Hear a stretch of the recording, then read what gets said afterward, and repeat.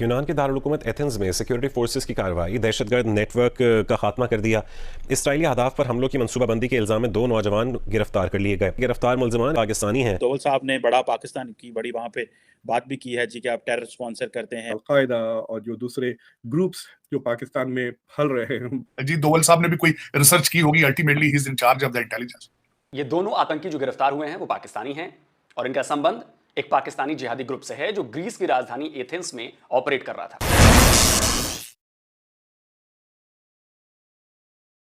अजीत दोवल साहब ने बड़ा पाकिस्तान की बड़ी वहाँ पे बात भी की है जी कि आप टेरर स्पॉन्सर करते हैं और ये वो।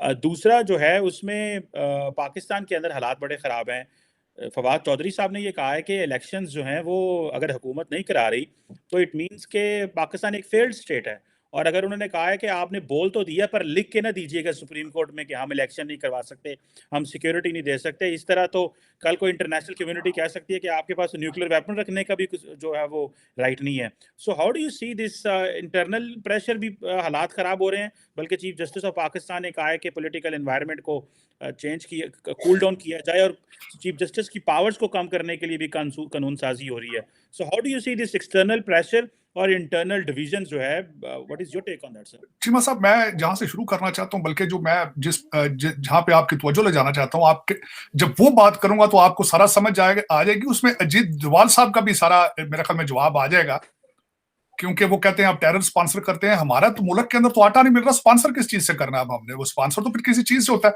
या फिर हो सकता है डॉलर किसी चीज से मिलते हो तो वो स्पॉन्सर की जाती है। आज की मैं बात जो शुरू करना चाहता हूं, आज का दिन मैं 2 खवातीन के नाम करना चाहता हूं। 2 खवातीन कौन है? एक का नाम जहरा बीबी है और एक का नाम है कुंदन माई।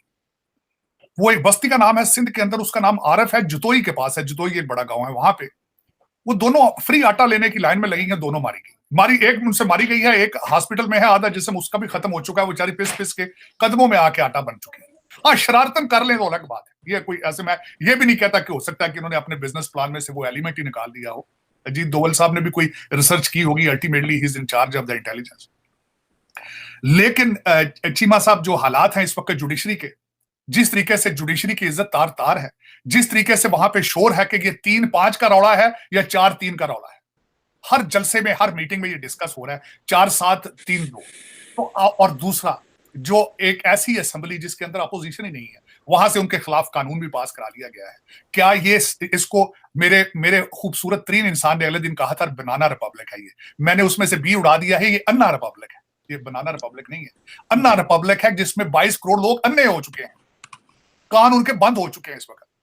और उसमें इस वक्त जो हालात चल रहे हैं उसमें मैं जो जाती तौर पे देख रहा था कि कहीं से कहते हैं हर टनल के आखिर पे एक रोशनी होती है उसके बाद, लेकिन पता नहीं इतनी टनल लंबी है पाकिस्तान की। 76 साल हो गए हैं पाकिस्तान को उस टनल में घुसे हुए और उसको रोशनी नहीं मिल रही आगे से। और आज भी हालात यही है। आज किसी आपके जर्नलिस्ट ने ये कहा है, बड़े खास जर्नलिस्ट, उसने कहा है आग इतनी ज्यादा भड़कती है, आग अपनी आग से ही खत्म हो जाती है। उसने कहा इमरान खान को अपनी आग में जलने दो से मुराद है इसको इस्लामाबाद दो। ये 3.5 साल 4 साल एस्टेब्लिशमेंट के कंधों पे चल के नहीं पाकिस्तान संभाल सका, 6 महीने नहीं निकालेगा ये। अब तो एस्टेब्लिशमेंट साथ नहीं, किसी के पास कोई प्लान रोड मैप हो। आज मैं जो दूसरी बात आपके साथ करना चाह रहा था कि यहां से तकरीबन खान साहब ने आवाज मारी है अमीर डॉक्टरों को, अमेरिका के रहने वालों को। उसमें से 1500 डॉक्टर इकट्ठे होकर उन्होंने लबैक कहा है। उन्होंने कहा जी हम पैसे देंगे, अब दे दो। यहां पे एक ग्रुप बन चुका है डॉक्टर्स ऑफ पाकिस्तानी ओरिजिन जो उनका है, उन्होंने कहा जी 1500 डॉक्टर हम इकट्ठे हो चुके हैं। दूसरे टैक्सी ड्राइवर ने तो इजाजत दे दी, उन्होंने कहा हमें गरीब पाकिस्तानियों की जरूरत नहीं है, हमें धनेर और डॉलर चाहिए। लेकिन मुझे ये बताएं, ये पाकिस्तानी डॉक्टर अगर इतना कुछ था तो पाकिस्तान से यहां आने की क्या जरूरत थी?